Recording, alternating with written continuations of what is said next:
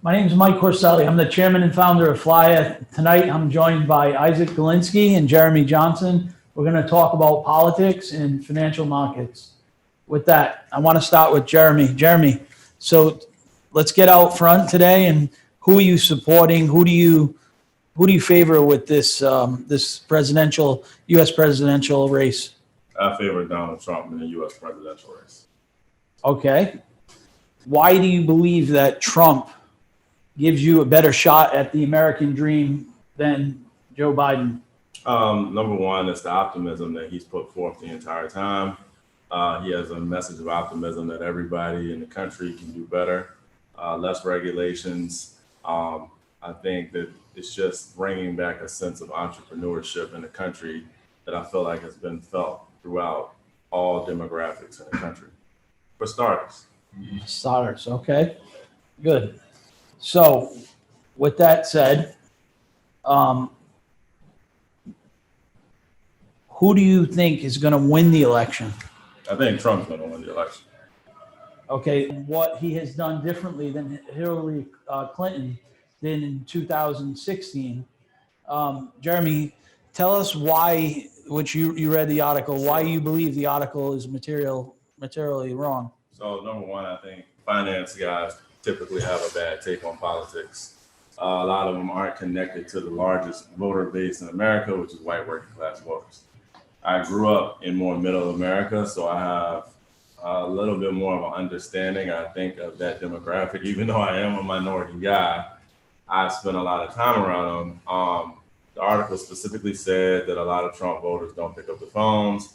It's basing a lot of its results on old poll methods, such as 25-minute long polls versus new methods, which are done where the user feels like they're more anonymous and done in 3-minute increments. Also, they pay better. Also, they're quoting polls that were incorrect last time, giving these people the credit to say they've corrected their processes while discrediting the people who got it right last time and then saying that those guys haven't improved. I just don't see why we should give the people who lost last time more credit than the guys who got it correct. And they also got the Florida election correct as well. They have a 92% accuracy rating. And I think Trump creates issues for pollsters because of the reaction that he gives to people.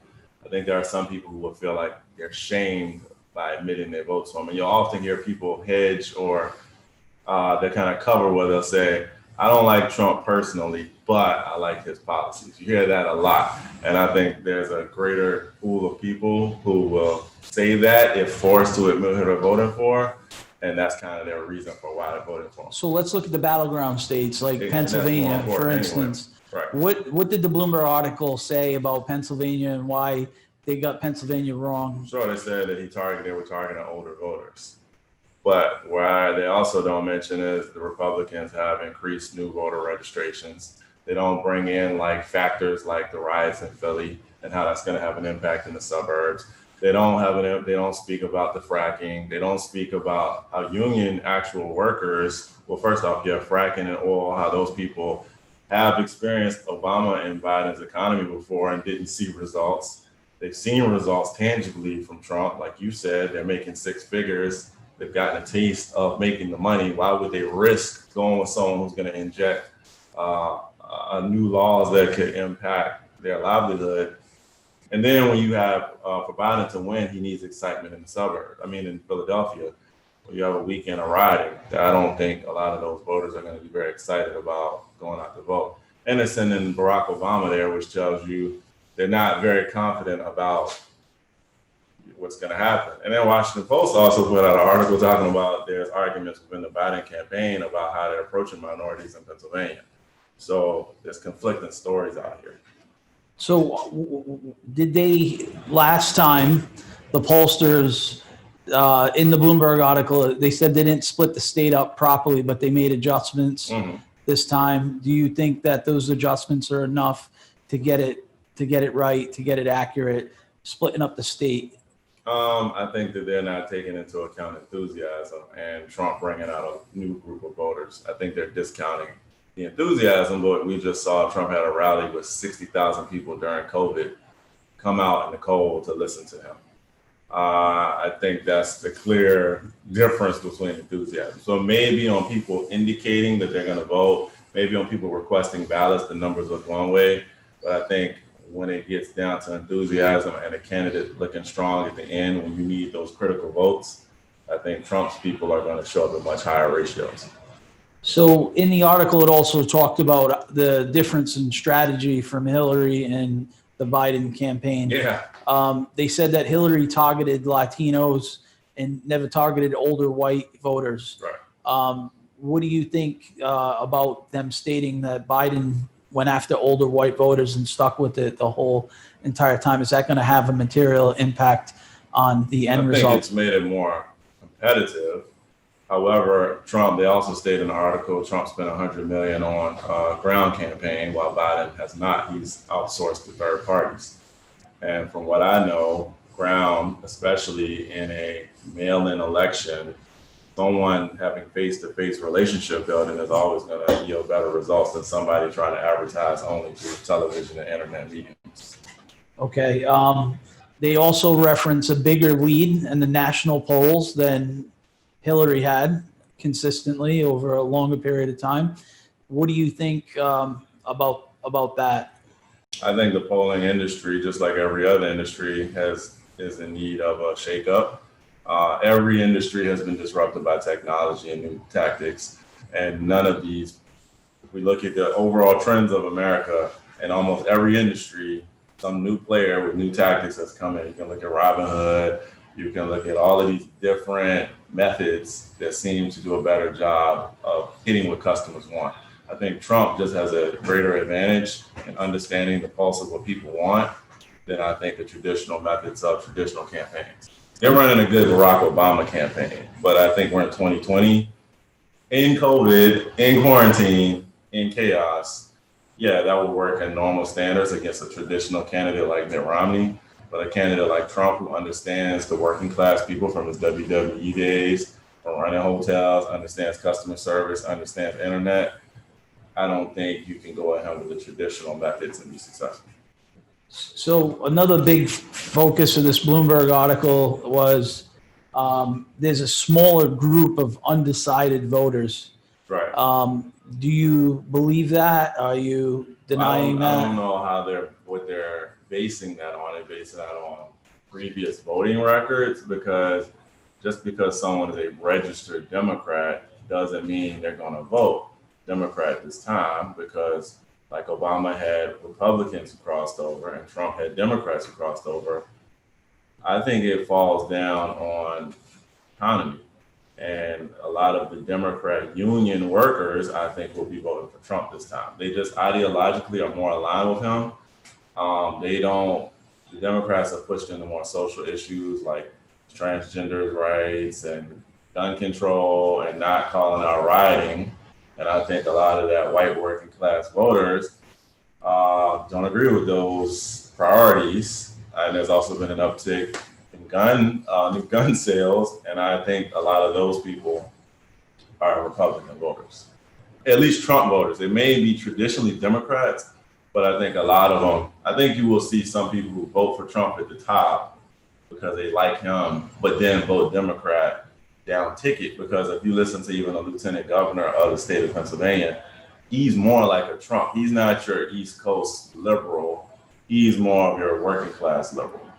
So I think in states like Michigan and Ohio and Pennsylvania, a lot of those Democrats do a much better job of catering to their office, their constituents on a local level, versus the Kamala Harris or some of the other Elizabeth Warren Democrats who aren't very relatable to the Pennsylvania vote. So let's go through a quick summary of Battleground States. Yep. Just say Trump, Biden, Florida. Who do you think is going to win? Trump all day. All right, Pennsylvania. I think Trump slightly. He wins it. Ohio. Trump. Wisconsin. That one could be Biden. Michigan. Trump. Minnesota. Trump. North Carolina. Trump. Arizona. Trump. And Nevada. Biden. Biden. Okay. So what's your prediction as far as electoral college and also and while you're at that popular vote? My vote, he loses probably even a larger number. Electoral 295 to 306 strong. Okay, great. Thank you very much for that. We're going to turn it to financial markets now. We have Isaac Galinsky here, Brickell Analytics. Isaac, explain to the audience who you are and what Brickell Analytics does for me. Yes, hi, my name is Isaac Galinsky. I run a global macro research service called Brickell Analytics, and it's technical in nature. And what we do is we use technical analysis and waves to forecast the direction of markets. And we're highly contrarian in nature. What is the timeline of your forecasts when you put out views? Is it 1 day, 1 week, 1 month? What's the typical time period that you forecast over? We forecast over short time periods and very long time periods. So we can forecast, give you a forecast for next week, or we can give you a forecast based on 100 years of data of what's going to happen over the next 10 years. So Isaac, give me a forecast on gold and where you see gold going. Gold right now is very high, but it's a function of the dollar and also a function of the dollar yen. So I think gold is high. It can go a little higher, but it's going to face pressure and eventually it's going to go lower. What about the oil market? The oil markets are low.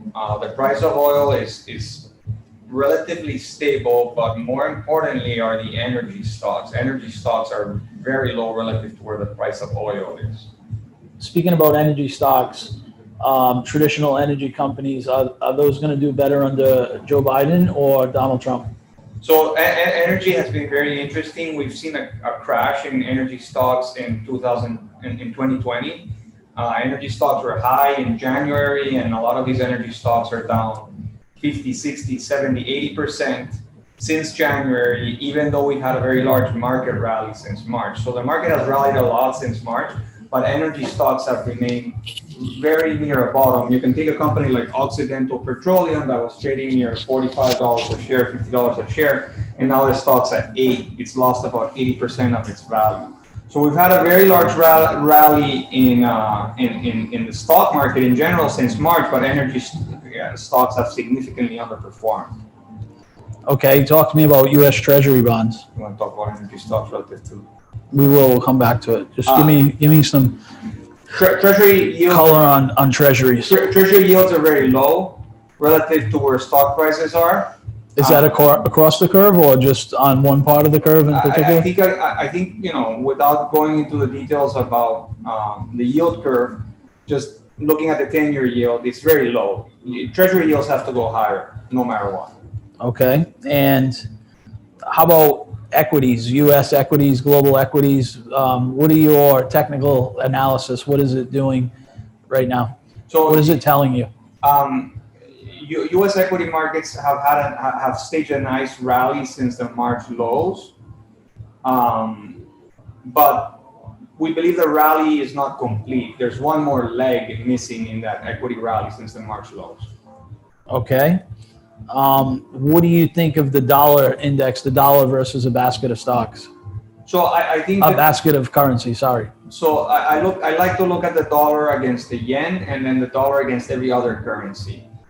The dollar yen is very low, meaning the yen is very strong relative to the dollar, and that cross rate dollar yen has to move higher. And if the dollar yen moves higher, it's usually for two reasons. Number one, because interest rates go up, and number two, because the stock market goes up. So the dollar against the yen, the dollar should strengthen against the yen, and the dollar should move significantly higher, which means it's going to be bullish for equity markets. Now, the dollar against other currency markets, like the British pound or the euro or the Australian dollar, the dollar could continue to depreciate, and also it would be associated with another leg higher in equity markets. Isaac, who do you want to win the election? Who do you think is going to win the election? And why do you think this way? So I believe in the free markets, in democracy, in capitalism, and a capitalistic political system. It's a system that's been it's been advanced or developed over the evolution of thousands of years. And a capitalistic system or a democracy gives you the free will and the ability to run businesses, and it's very difficult to improve that system. In fact, if you really hate democracy or hate a capitalistic system, it gives you the option to bet against it. You can sit there and you can short the market and bet against the market. So I don't see a point on why we would want to destroy the system or take a system that has worked for many years and it's the most advanced system and go back to proven systems that haven't worked in the past, such as communism and socialism. So based on what I think is the preservation of the right political system, I think I'm a Trump supporter, and I think the Republican cause and the Trump cause is the right political party to support during this upcoming election. Isaac, you're a contrarian, and your firm, Brickell Analytics, it bills itself as a trusted contrarian. Is this a contrarian position? So what we like to look at now and see if we can use a little bit of technical analysis to forecast the outcome of the elections is try to segregate our piecemeal our analysis in several parts. Number one, the stock market is a very good leading indicator to forecast the outcome of events or situations.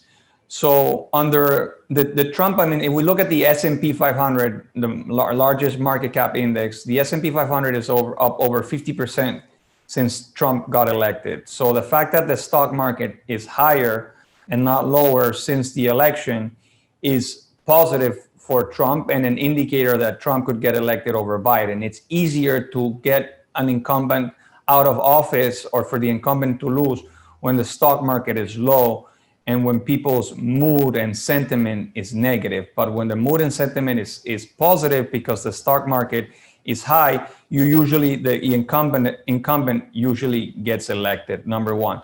Number two, it's a contrarian view because most of the national polls out there have Biden winning by 5 or 10 points. What about financial markets? They've gotten these types of events wrong. Recently, Brexit, for instance, is one of those events that they incorrectly forecasted. And Trump election number one, they got wrong. What happens if they have the 2020 election wrong? What do you think financial markets are going to do? Stocks, bonds, commodities? Which direction will your technical analysis show if they, in fact, have gotten this one wrong as well? So in S&P 500 terms, the S&P 500 closed at 3270 on Friday, 3,270. Regardless of what the outcome is of the election on Tuesday, the stock market probably doesn't have more than 5% downside from this level. So we're looking at about a drop of 150 points in the S&P to about 3120, 3130 of maximum. And then the stock market should rally, and it could rally a lot by about 15 to 30% after the drop. The drop could happen this week or it could happen after the elections.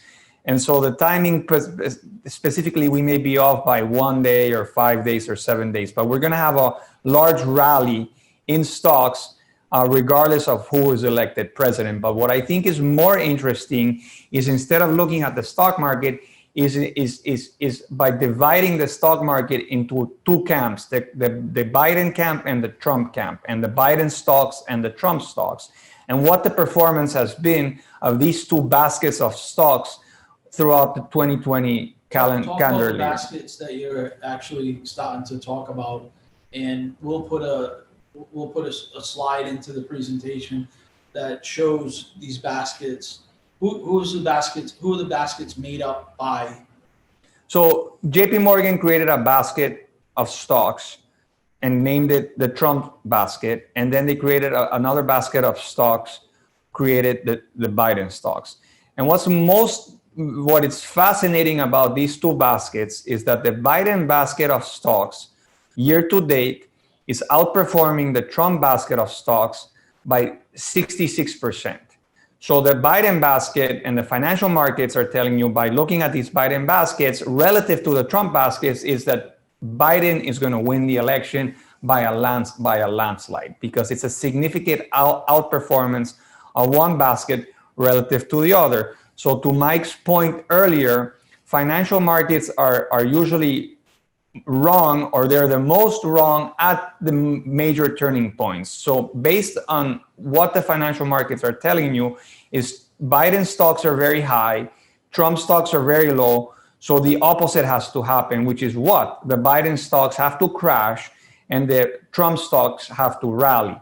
And if the Biden stocks crash and the Trump stocks rally, it means Trump has to come out as president. He has to become president. And these stocks, what types of stocks are in the Trump basket? What types of stocks are in the Biden basket? So the Trump basket of stocks is made up of airlines, hotels, travel, leisure, entertainment, banks, and most importantly, energy and oil companies, which are trading very, very low. They're trading as if, tomorrow oil is not going to exist.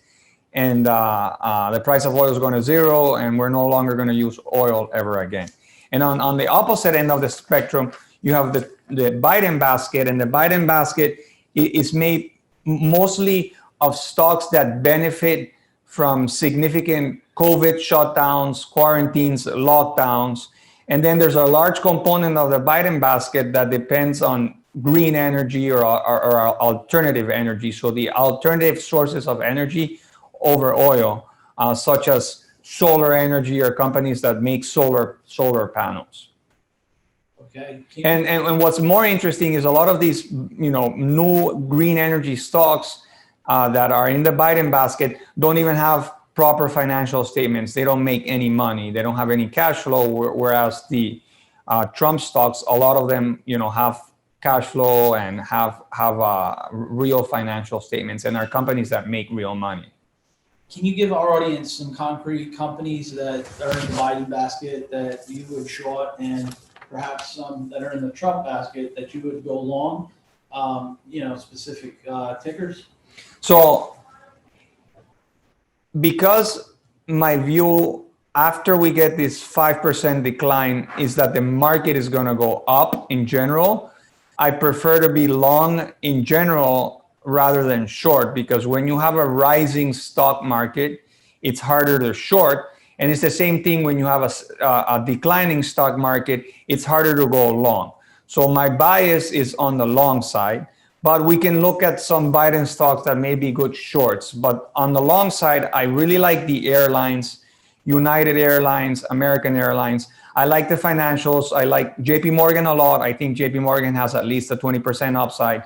Wells Fargo is down a lot, but I think Wells Fargo can rally a lot. In the energy complex, I like Occidental Petroleum, Chevron, Exxon. I also like Marriott. I like Disney.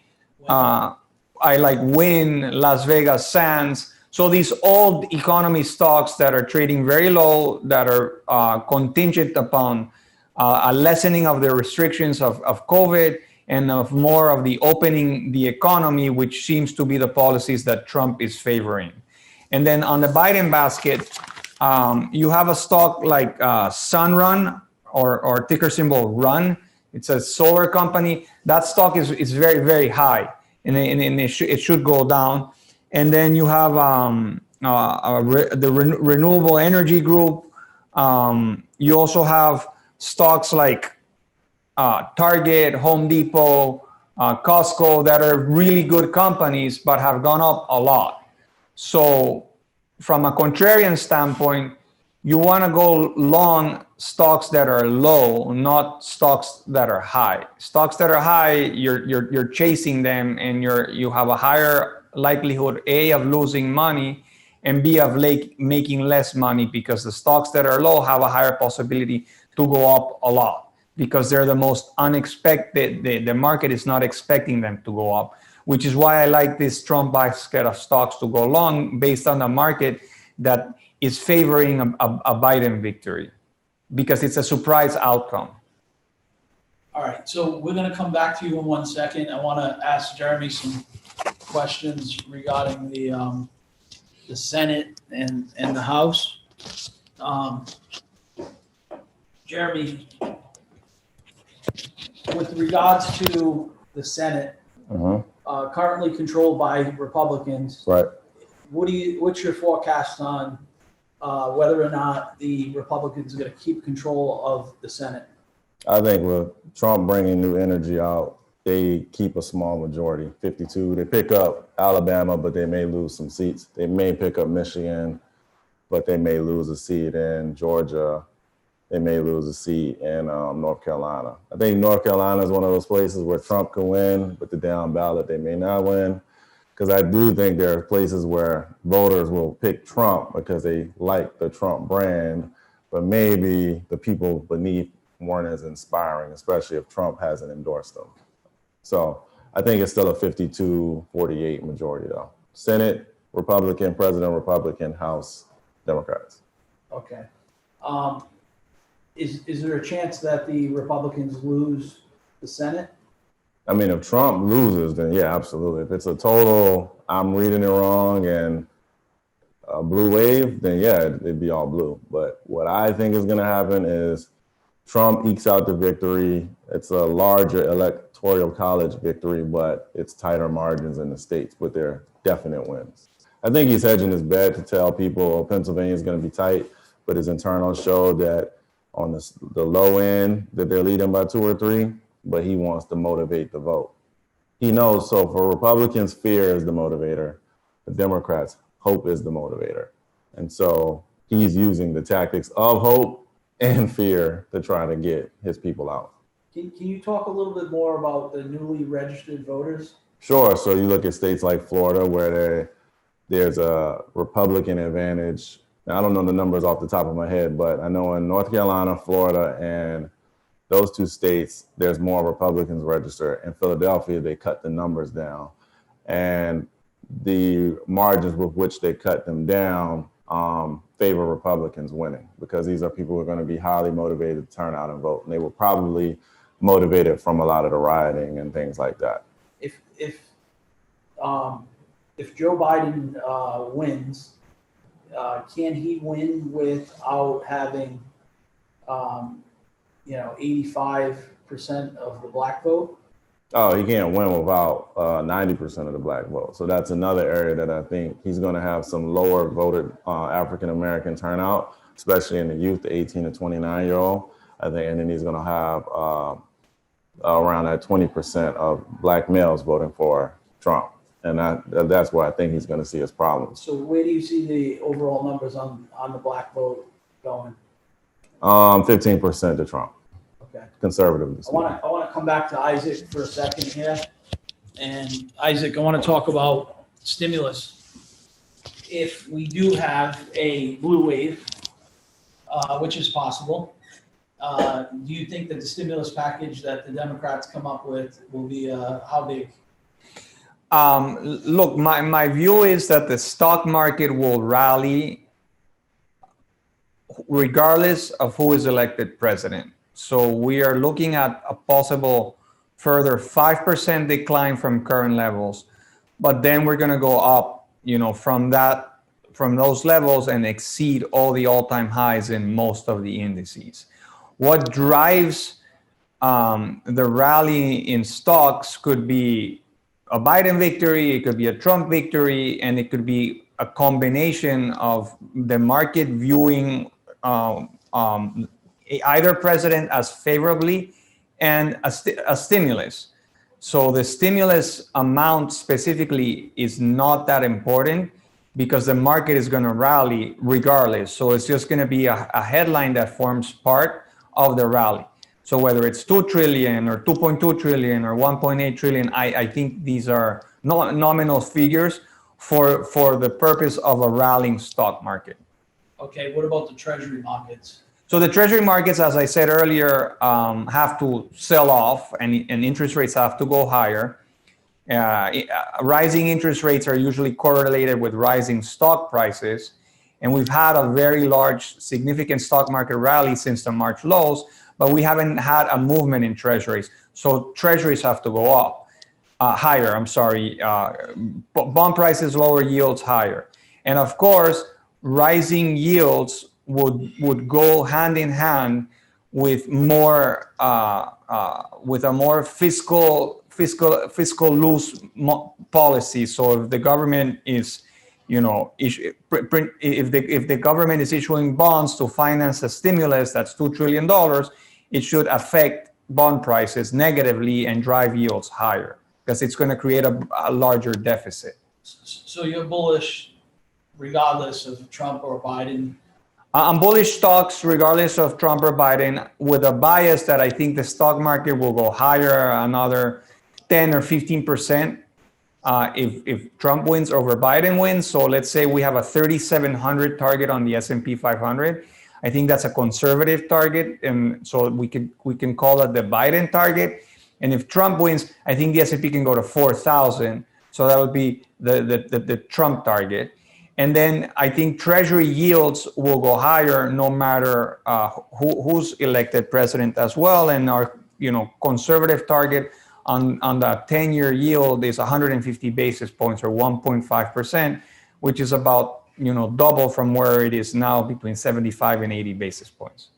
Regardless if it's a blue wave, a split, a red wave. Yeah, regardless of who is elected president, Treasury yields are going higher and the stock market is going higher, albeit for a maybe 5% sell-off before or after the election. And then on the upside, you may have an additional 10% higher equity prices if Trump is elected over Biden getting elected. So you've heard it here first. I want to thank both of you guys for putting your opinions out today. Tune in more after the election. Have a good evening.